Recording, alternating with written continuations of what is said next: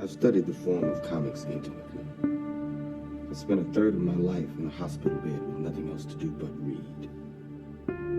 I believe comics are our last link to an ancient way of passing on history. The Egyptians drew on the walls. Countries all over the world still pass on knowledge through pictorial forms. I believe comics are a form of history that someone, somewhere felt or experienced. Then, of course, those experiences and that history got chewed up in the commercial machine, got jazzed up, made titillating cartoons for the sale rack. This city has seen its share of disasters. I watched the aftermath of the plane crash. I watched the carnage of the hotel fire. I watched the news waiting to hear a very specific combination of words, but they never came. Then one day I saw a news story about a train accident. There is a sole survivor, and he is miraculously unharmed. One who doesn't get sick, who doesn't get hurt like the rest of us. And he probably doesn't even know it. The kind of person these stories are about. A person put here to protect the rest of us, to guard us. Desde hace miles de años, los seres humanos sentimos una mezcla muy fuerte de curiosidad, miedo y fascinación por el mundo que nos rodea.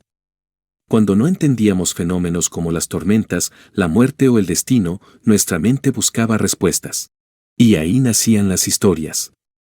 Así aparecieron los dioses, como los de la mitología griega, que no solo explicaban lo desconocido, sino que también representaban emociones humanas, la ira, el amor, la venganza o la justicia. En ese mismo camino surgieron figuras como Hércules, personajes que iban más allá de lo humano. No eran dioses del todo, pero tampoco simples mortales.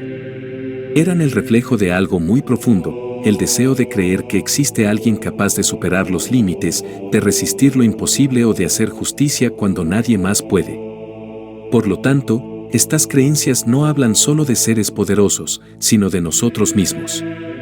De nuestras ganas de encontrar sentido, de admirar lo extraordinario y, quizás, de pensar que en algún lugar, o en algún momento, lo imposible puede volverse real.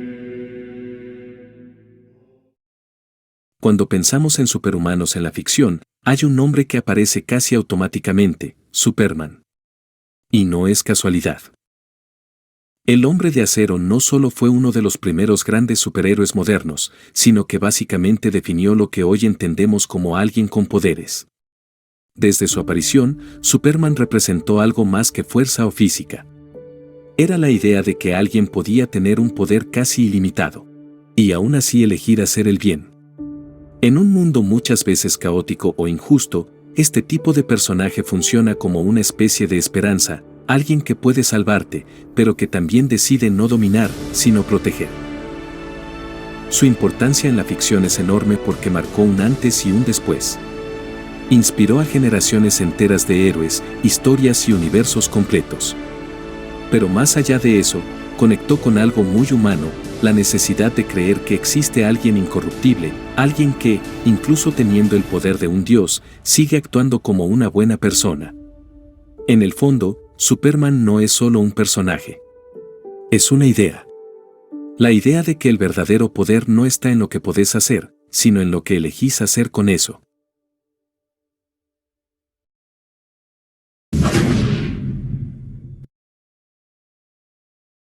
Gauchito Gil, cuyo nombre real era Antonio Mamerto Gil Núñez, es una de las figuras más queridas y misteriosas de la cultura popular argentina.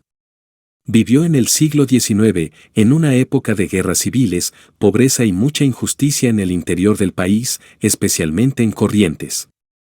Según la tradición, Gil era un gaucho humilde que terminó siendo perseguido por la ley. Algunas versiones dicen que se negó a pelear en una guerra que no sentía justa, otras que ayudaba a los pobres robando a los ricos.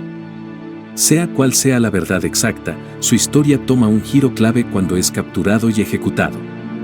Antes de morir, cuenta la leyenda que le dijo a su verdugo que rezara por él, porque su hijo estaba gravemente enfermo, y que si lo hacía, se salvaría. El hombre cumplió, y su hijo sanó. A partir de ese momento, empezó a crecer la creencia de que el Gauchito Gil tenía el poder de conceder milagros. Hoy en día, su figura va mucho más allá de la historia. Se convirtió en un símbolo de fe, justicia popular y protección. Miles de personas le rezan, le hacen promesas y levantan santuarios al costado de las rutas.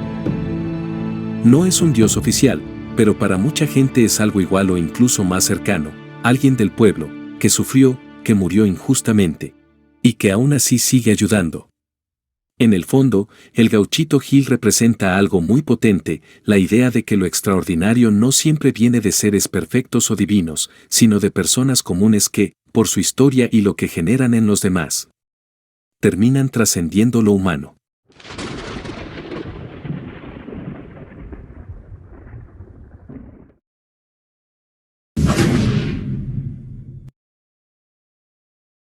José López Rega fue una de las figuras más oscuras y polémicas de la historia argentina reciente. Empezó como un hombre de bajo perfil, pero terminó convirtiéndose en alguien con muchísimo poder durante el gobierno de Juan Domingo Perón y, sobre todo, en el de Isabel Perón, donde llegó a ser una especie de mano derecha en las sombras. Lo que más alimentó su mito fue su fuerte interés por lo esotérico. López Rega estaba muy metido en temas como la astrología, el ocultismo y distintas creencias místicas, lo que llevó a que muchos lo apodaran el brujo. Para algunos, estas prácticas influían directamente en sus decisiones políticas y en la forma en que manejaba el poder, generando una mezcla bastante inquietante entre política y creencias personales.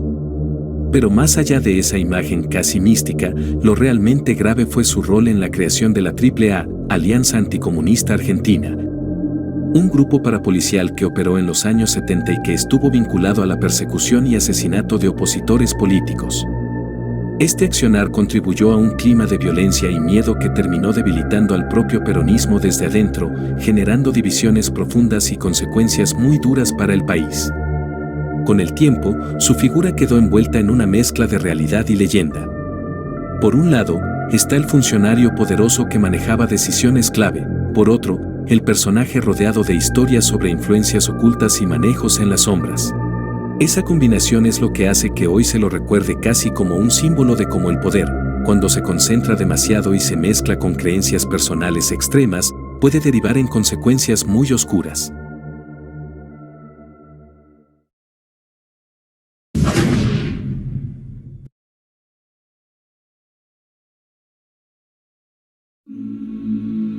Julian Koepke fue una joven alemana de 17 años que en 1971 vivió una de las historias de supervivencia más impactantes de la historia. Viajaba con su madre en un vuelo sobre la selva peruana cuando el avión fue alcanzado por una tormenta eléctrica y se desintegró en el aire. Literalmente, Juliane cayó desde varios kilómetros de altura aún atada a su asiento. De forma casi milagrosa, sobrevivió a la caída, aunque con varias heridas, una clavícula rota, cortes y una fuerte conmoción. Cuando despertó, estaba completamente sola en medio del Amazonas, rodeada de selva densa, calor, insectos y sin ningún tipo de ayuda. Pero ahí es donde su historia se vuelve aún más impresionante. Gracias a que sus padres eran científicos que trabajaban en la selva, Juliane tenía algunos conocimientos básicos de supervivencia. En lugar de entrar en pánico, tomó una decisión clave: seguir el curso de un arroyo, sabiendo que eventualmente la llevaría a un río más grande y, con suerte, a algún rastro de civilización. Durante 10 días caminó completamente sola por la selva amazónica, con una sandalia, débil, herida y alimentándose apenas. Incluso tuvo que tratarse una herida infestada de larvas usando gasolina que encontró más adelante. Finalmente, encontró un pequeño campamento de madereros, donde fue rescatada.